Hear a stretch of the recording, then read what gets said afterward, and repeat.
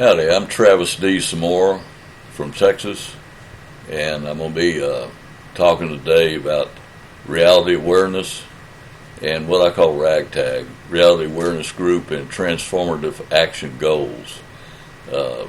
Trying to transform, I'm talking about from uncertainty to clarity and from fearful to determined and confident. So that's kind of where I'm coming from. And let me give you my history again briefly. And I'm going to show you that on a document, and then we'll get into looking at reality versus myth on nuclear blast and the nuclear threat. So give me just a moment. Okay, I'm back with you. You can see what I was talking about, Reality Awareness Group and that information. All right, here's who I am and my law enforcement history. I worked for the Houston Police Department for 25 years and worked, of course, Patrol, Vice, Criminal Intelligence, and I was on several federal task forces, worked 2 counties, and on the second county, Austin County, I was assigned by the sheriff to the Emergency Management Board prior to 9/11 happening, and after that Emergency Management Board in Austin County tasked me with researching what would happen if a nuclear device, particularly like a suitcase bomb, went off in Houston. We were 2 counties west of Houston, and they won't know what effect might have on our county. And you'll also see there that I worked in Afghanistan as a contractor. I'm not a veteran, but I was a law enforcement professional embedded with U.S. Army forces in Afghanistan across 3 different years. I was in country for a total of 2 years and 8 months. And I will also mention that we were outside the wire more days than we were on the base, working with the Afghan police in the field. So that's who I am, and that's what my background is. Now I want to transition over to a document I've got. I'm going to go through a lot of reality versus myth on nuclear bomb threats and what happens if a nuclear device goes off. And I think you'll find it pretty interesting. Give me just a minute. Okay, I'm back with you. And like the title here, Nuclear Threat, Facts versus Myth, and it's me again. And, the first line here, and I'm not going to read this whole document to you, but I'm going to have it as an outline sitting here where you can look at it while I'm talking. One of the first things I'm going to say is the effect of a nuclear blast is often overstated. Not to say that it's not a big issue. If a nuclear blast occurred in one of the larger cities, it'd be tragic and possibly the largest single loss of life in the history of mankind. Not just the United States, but all of mankind, if one went off in one of our big cities today, especially one of the larger devices. I'm going to show you something in a few minutes called a nuke map, and you can see the website down here at the bottom where my cursor is now. And nuke maps are really cool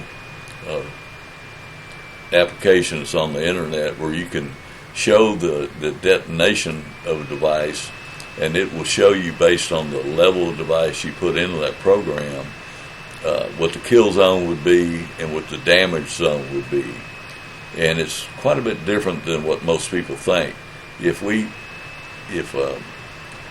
I'm going to say that if they put off, detonated a nuclear device in, say, 10 different major cities, we might lose 2 or 3% of our population, and the land mass affected would only be 1 or 2 or 3% of the land mass. It'd be a relatively small area. But I'll show you some more about that, and then later in this presentation I'm going to talk about the length of effect of a nuclear blast. It's much shorter than what you think. And I'll show you all that, like how long did it take Hiroshima and Nagasaki to rebuild? And in fact, it was only like 2 to 4 years for them to get very far along on rebuilding those cities after a nuclear attack. So, we'll go through that.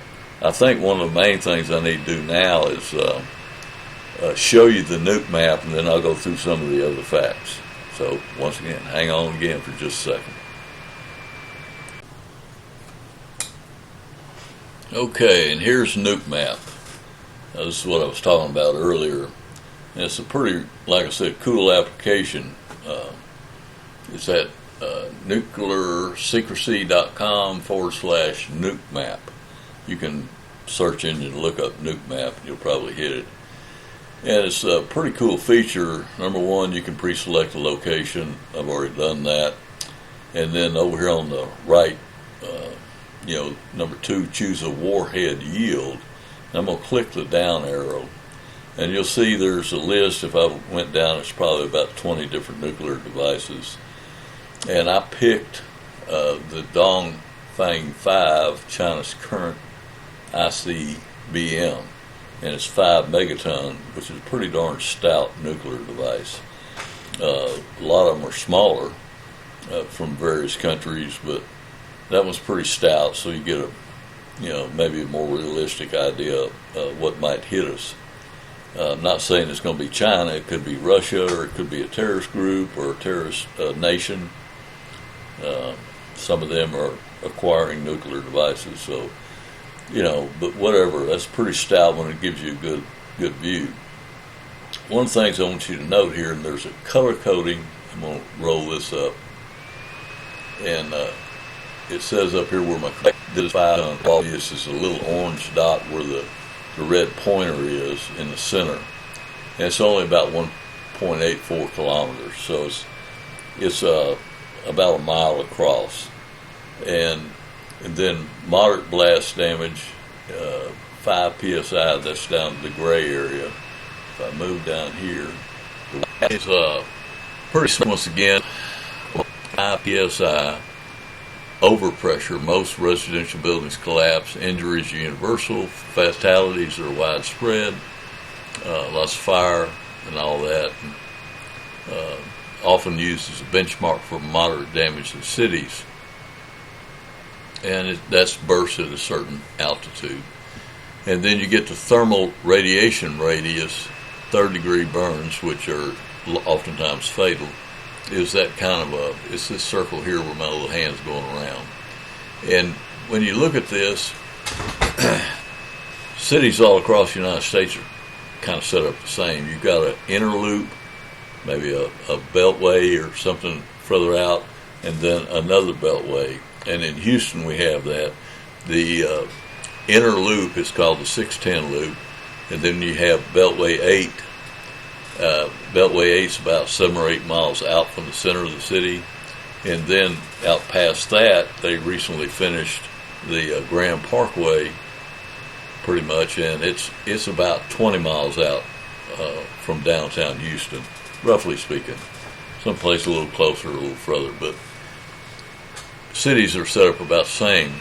Now in Houston, that kill zone, the thermal radiation, third-degree burns, that's covering an area, depending on what time of day, you're going to be looking at 2 to 3 million people, and depending on, traffic and or people coming to work, whatever. And it's going to be pretty devastating. And then let me roll this up again. It's got the light blast damage here, and that's 1 psi pressure. They talk about this pressure like an explosions, and I've experienced a little bit of that pressure somewhere, but that pressure has an effect on persons and buildings and structures. But the light blast damage radius is, for 1 psi is out there, and glass windows can break and can cause some injuries, and like windows breaking, and people that stand at the window to look, and they hear the boom and they look, go to the window, and it burst inside on them. So it's light damage. But past that, there's no discernible damage. There's no injury to persons and no discernible damage. So if they 10 ring downtown Houston with one, it'll take out most of the city of Houston.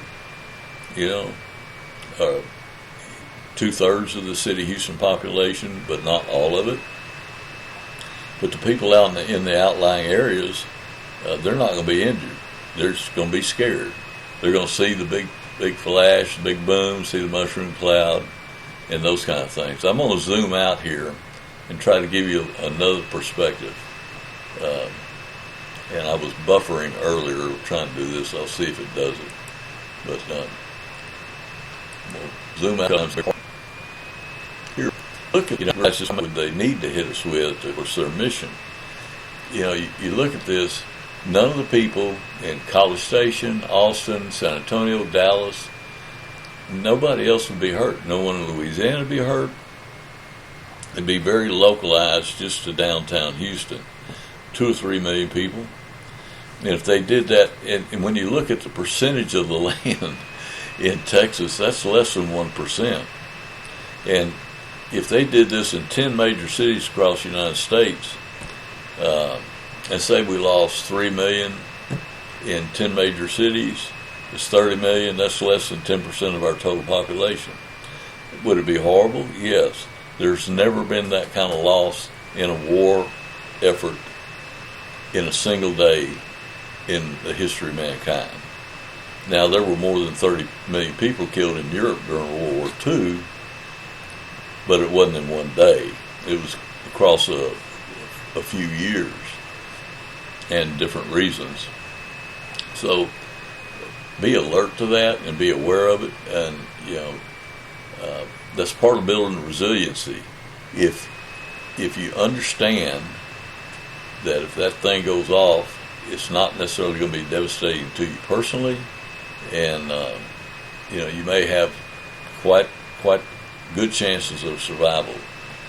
So I'm going to move on to the next part and get a little bit more detail on survivability and what the rate of degradation of the nuclear effect is, the radiation. It dissipates fairly rapidly. It's degrading over time. And the initial blast and the initial hit of the radiation with that blast does the most damage. And then it degrades quickly. And I'll show you some documentation on it, but within 24 hours, if you were in that area, you'd probably be able to walk out without being injured by radiation. And within a week, it's 1/1,000,000th of the strength that it was delivered with on the radiation effect. So, I'll be showing you more of that. And just keep thinking about this. Look at this. Share this with your friends. I'm not getting anything from this. I found this resource.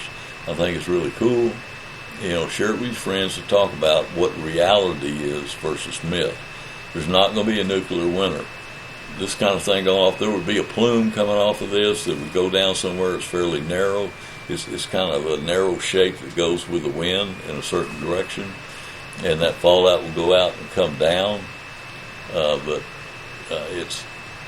if you know it's coming, you just need to stay in another 24 hours or something until that plume settles down and the degradation of the radioactive effect takes place, and so you won't be harmed. Main thing is to be inside a solid structure, not a vehicle, inside a solid structure to wait it out. All right? And we'll move on to the next part here in just a moment. Okay, here I am again, where my cursor's bouncing around here. In Philippians 4:12-13 says, "In any and every circumstance, I have learned the secret of being filled and going hungry." This was Paul writing to the Philippians. And he said he's had both of having abundance and suffering need. I can do all things through him who strengthens me. That's, I can do all things through Christ who strengthens me. So you got to keep this in mind. If you see the big mushroom cloud, hear it, and whatever, but you're not struck down, you can do all things through him who strengthens me. So keep that in mind. If you're not injured, you're not injured. But you got to have a plan. You got to have some understanding. I talked in one of the other videos about building resiliency. As a matter of fact, it's number 4 right here on this list. It's showing right now. You got to build resiliency in yourself and your community. And it starts with mental preparedness and physical preparedness. For faith, so you can face threats with determination. When I say mental preparedness, if you're listening to me, you think about it, talk about it with your circle of friends and family, you're getting mentally prepared. And if you understand reality and not myth, that, okay, it took out 2 million people, but the damage is only 16 miles wide, and we're 50 miles out, and we're going to be okay. We're not going to have electricity, but we're prepared. We've been talking about this and getting mentally prepared, physically prepared. When I talk about physical preparation, first of all, you should be in shape. I try to walk 3 miles every day. You should be in shape so you can walk to wherever your water supply is and back without passing out. And, you know, and the other physical preparation is, have you got some food stored up? You got a water filter? You got some water stored up? You know, do you have a plan to be able to survive, have food, water, and shelter for a couple of weeks? And I will guarantee you, if we get hit with nuclear devices, there's going to be transportation chaos, food supply chain is going to be disrupted. It can be disrupted for 2 or 3 months. FEMA will not be coming to you with sandwiches. So, you know, get a tissue and get ready.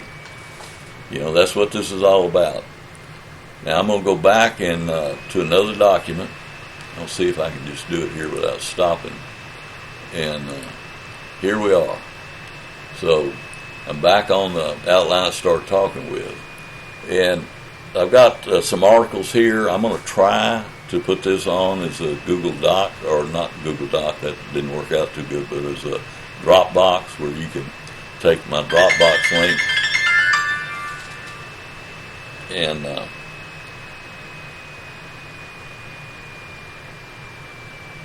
sorry about that.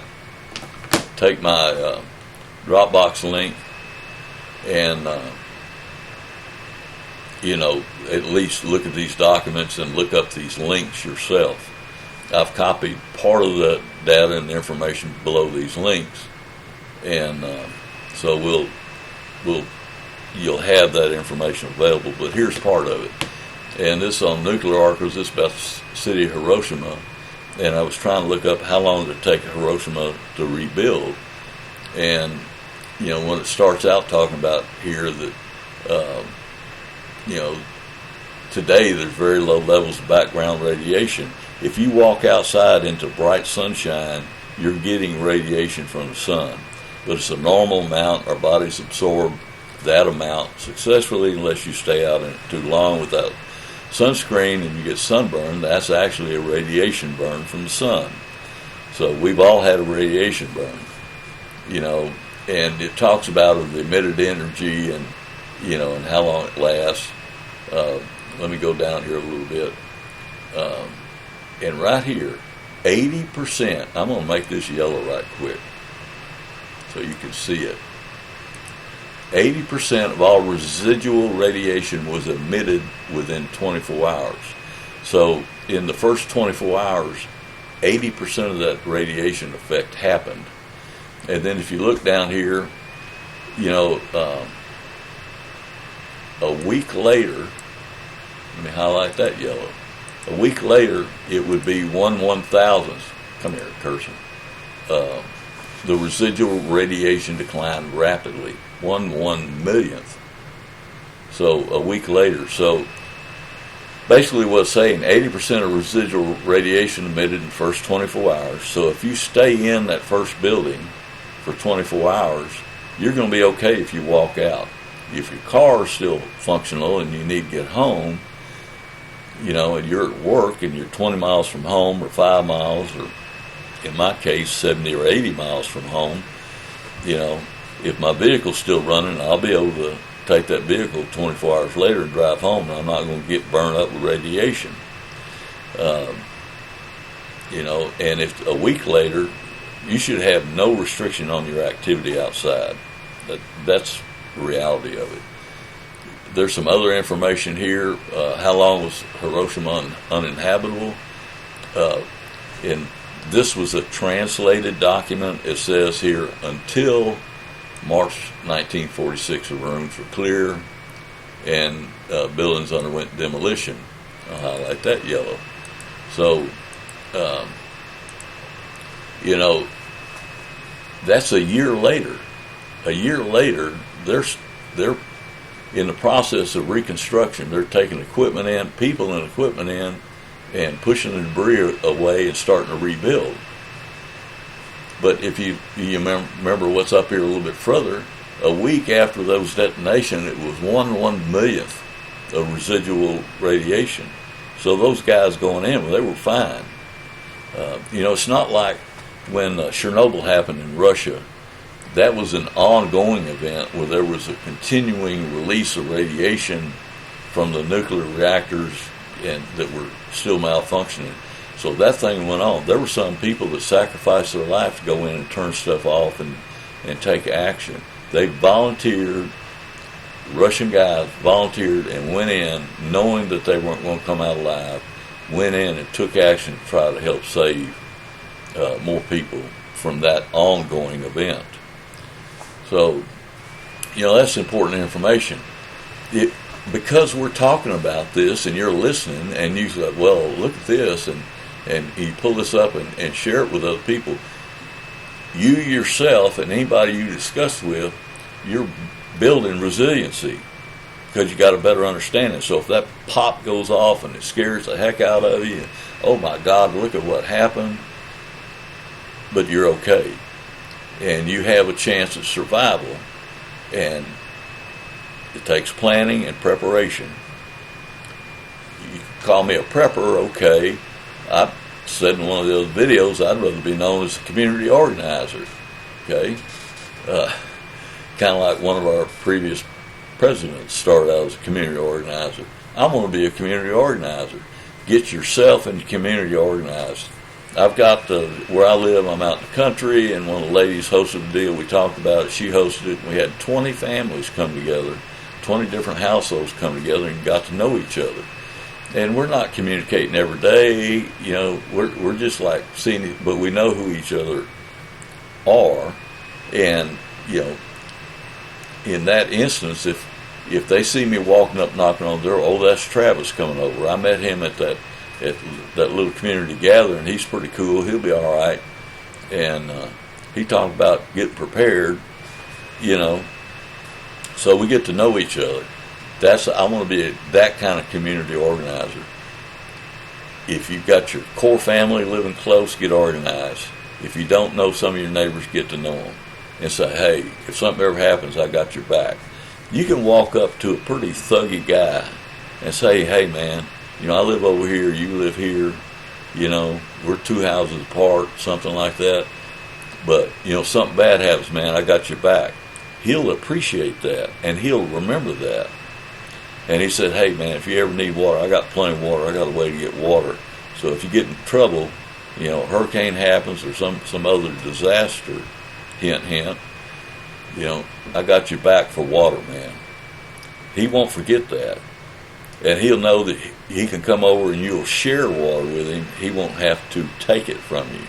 And that's part of what I'm talking about as community organizers. Get to know each other so that you can know who can share things so we don't have to go take it from other people. Okay, you get my drift? Now, I'm going down here a little bit. Around the United States, there are 2,700, and I don't know how old this document was, but 2,700 CERT programs, and CERT is Civilian Emergency Response Teams. And some of them are prepared for different things. I know some of them help out their local fire departments. If they get a big fire, then the CERT team will show up with a little trailer with ice and water and stuff like that, so that as the firemen getting overheated from the fires, they can go over and cool off with the CERT team and get some hydration. And that helps that fire department. They respond to the fire, and they don't have to worry about bringing water for everybody if it turns into a 4-hour fire suppression event, and they're having to rotate guys every 30 minutes or an hour so they don't overheat. Someone else is bringing the hydration to get them, keep them in the game. But, I'll offer you a question for thought, and to any CERT people that are paying attention to this little presentation. Is CERT trained to react to a nuclear strike? And then is CERT aware of the rate of degradation of the radioactive threat? they may be under the myth idea that, oh my God, a nuclear device went off. We can't go into that area for another 5 or 6 years. That's not true. You can go in after 24 hours. Might be taking some risk after 24 hours, but after a few days or a week, it's at 1/1,000,000th. After a few days, and there may be some people around that have the capacity to measure it, depending on how many areas might get hit at once. If we only have one city hit, there'll be some resources coming in where they can measure the radioactive threat, day by day, hour by hour. But, there's my question again. Is CERT aware of the rate of degradation of the radioactive threat? They need to be, so they'll understand, when they can come in and support recovery and rescue efforts. So, let's talk about all that. I'll talk about evacuation concepts and shelter in place. There's a lot of things to think about before you start evacuating. You see that nuclear device go off, you're 2 miles out of that last ring, and you think, oh my God, I need to go to Grandma's house out in the country. There's a lot of things to think about. You can see here on the outline, are the roads open and do you have enough gasoline? Are the gas stations open? I pose the question, if a mushroom cloud appears in the whole United States, said we got a warning, there's an incoming ICBM, intercontinental ballistic missile, it might have a nuclear device on it. We get that warning, our phones all start toning out, and everybody knows we got one coming in, and then 10 or 15 minutes later or 5 minutes later, boom, there's that big mushroom cloud. There goes center of Houston, or there goes center of Austin, or there went center of Chicago. Are you going to be able to go to Grandma's house? Are the roads open? And then which direction is the fallout going to be going? How many people step outside a building and every time they step outside they figure out which way the wind's blowing? How many people know the difference where they're standing from north, south, east, and west? And which way the wind is blowing. I'm not saying you got to start checking the wind direction and speed every time you walk out of your house, but be prepared mentally to think about those kind of issues if something goes off. You look at what just happened in Hawaii and one island. They didn't turn off the electricity, then all of a sudden had a fire, destroyed a lot of electricity. Do you have, for communications, do you have a self-charging AM, FM crank radio? You can buy one online. I wish I had an affiliate link where I could sell you one. But, if you have one of those NOAA AM, FM crank radios that recharges if you crank it, you can charge your cell phone with it and you can listen. The NOAA weather stations are going to be emergency broadcast stations, and there'll be emergency broadcasts put out on the AM radio stations. That's what emergency management across the United States and the National Incident Management System, they got all that set up on how to communicate threat in response to threat. What our government's doing, they're going to communicate that across those channels. So, then back on your evacuation, how are you going to evacuate? Are you single and just moving by yourself? Do you have children? Do you have elderly under your care? They got the CPAP machines. Are they in a wheelchair? Are they in a hospital bed? Are you going to move them? No. So you need to figure out how to stay put, and then, like, if you do want to move, like I said a while ago, is a radioactive fallout going your direction. If you see the pop go off in Houston, I live out northwest of Houston, and there's a southeast wind flowing, I need to stay in maybe more than 24 hours and give that radioactive fallout time to settle down and land somewhere, and then the half-life, or whatever they call it, to go ahead and dissipate until it gets down closer to that 1/1,000,000th of effect. So those are things to think about. And, some family members say, hey, if something ever happens, you're welcome to come to my place. Well, that's great. I helped a guy evacuate, a young man evacuate from New Orleans after Katrina, like about the third or fourth day after Katrina. And I'm carrying his wife and infant had been transported to a family member's house in Austin, Texas. And I was kind of going that way, so I said, I'll give you a ride. And as we're approaching Austin, he calls them to get better direction on where to go. And I could hear, it was his wife's aunt, and I could hear her screaming on the phone, 28 people have come to my house. I cannot take anyone else in my house. Do not come here. They have shelters here in Austin. You go to a shelter. Don't come to my house. So that's a reality. I experienced that reality check with that young man. And we were seeing the Texas Department of Transportation had these signs up, digital signs that were saying, there's a shelter here or there. And there was one on Highway 71 in Austin. So I took him to that shelter. And, he was fine. I mean, he got to a safe place, away from New Orleans, away from the mess that happened when Katrina hit. His family was close, so he was close enough he was going to be able to hook back up with them, but he had a place to go for that night. I'm sure the next day or two they were able to make connections. So those are reality checks. Don't just think you can get in the car and go to your cousin's house out in the country, or you got a friend that has a ranch out there and he's got everything. He's got a well. He's got all that. He's got generators. He's got all that. How many people are trying to go to that guy's house? Think about this stuff. Now I want to kind of switch gears. There's a lot of talk about the EMP threat, and that's a real threat. There's been some discussion on some different channels, and I may reference them in another video, but the Russians and Chinese allegedly have talked about how they would divide up North America, and the Russians would take Canada, the oil and forest resources up there, mineral resources, and China would take the continental United States. They want the farmland and they want room to put their people. So they might not want to hit us with a nuclear device. They might just want to set off an EMP or hit us with a cyber attack. And I will offer to you that those two things would have about the same effect. The EMP, and I've got some stuff down here that's kind of cool. One of them called a rainbow detonation. But let me stop moving that around for a second. But, the EMPs can be very effective, and they set those off way up, like 200 miles up. They set them off, and then electrical pulse will come down, and it'll fry all of our electronics. There are much of them.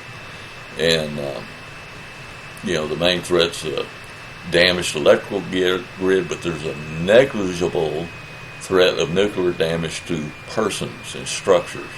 So it's not going to hurt the people or the structures. Your car may not operate anymore, but it can do that. Let me move this up here. And it says here in the bold, while an atmospheric nuclear explosion has a characteristic mushroom-shaped cloud, high altitude and space explosions tend to manifest a spherical cloud, reminiscent of other space-based explosions. And it says here, a documentary maker underlined there, Pete Coran, to characterize these detonations as the rainbow bombs. So there would be a spherical, probably lateral flash of light, and and it'd probably be very pretty. It might even make some weird sounds. And then in the second part there, don't look at the pretty light. And I've got underlined at the bottom of that paragraph, don't stare at the pretty light in the sky. If we have advance warning, get in the building and don't look at the big flash in the sky. Some of these government officials or whatever were observing one of these, and bluegill triple prime shot detonated at altitude of 50 kilometers, 31 miles, was felt by personnel on the ground at the Johnston Atoll. And this test caused retina burns to 2 personnel on ground zero who were not wearing their safety goggles. Well, hello, don't look at the pretty light. You can get hurt. So I'm going to kind of wrap it up because I want to do this as quick as I could and cover a lot of ground, but no BS. Bottom line up front, bluff. Okay, bottom line up front. You know, be mentally prepared, build that resiliency, do your physical preparations, both with being in shape and having the physical necessities or a way to handle that. And if evacuation is not an option, be prepared to stay where you're at for a week or two with food, water filtration, medication, etc. You know, you can fix up a go bag, but, you know, it'd be good to have a backpack. You may not be going so much as staying. You know, it's kind of like an overnight bag. Think of it that way. You can call it your go bag, but you may not be going much. Can you imagine around a big city like Houston or Chicago, New York, and I've been all these places, Los Angeles, you know, if you had that happen, there's not any gas. And I've seen this happen during hurricane. I've seen this happen in hurricane evacuations. It happened at New Orleans after Katrina. I saw the people. They try to leave New Orleans. They don't have a 1/8 of a tank of gasoline, and they ran out of gas 20 or 30 miles out of New Orleans and just on the side of the road, and they're walking. I've seen a lot of people have seen that. It's not just me. And then when you left those areas, I was carrying generators in, and as I came back in Beaumont, Texas, well, I guess that was after Rita, the next hurricane, they had the Texas National Guard out there shutting off the exits. You could not exit the freeway. If you had a tank full of gas and you could go some distance, there was damage in the Beaumont area after Rita, and they shut the exits off. So, you know, that'd be a good time to have a bag packed. You could call it your go bag. Have one change of clothes, food, water filtration, you know, rain gear. You know, what if you get caught in the rain? You got to walk. It's thunderstorm. You know, just be prepared and talk these things over your neighbors. Like I say, I'm a community organizer, so let's get organized, be prepared, be resilient, and remember, we can do all things through Him who strengthens us. Amen. And we'll be in touch. The next time I'm going to be talking about some other topics. We'll get into that in the next video. But y'all have a good day, and just be grateful to God for what we got, and then we can get ready. Amen. Goodbye.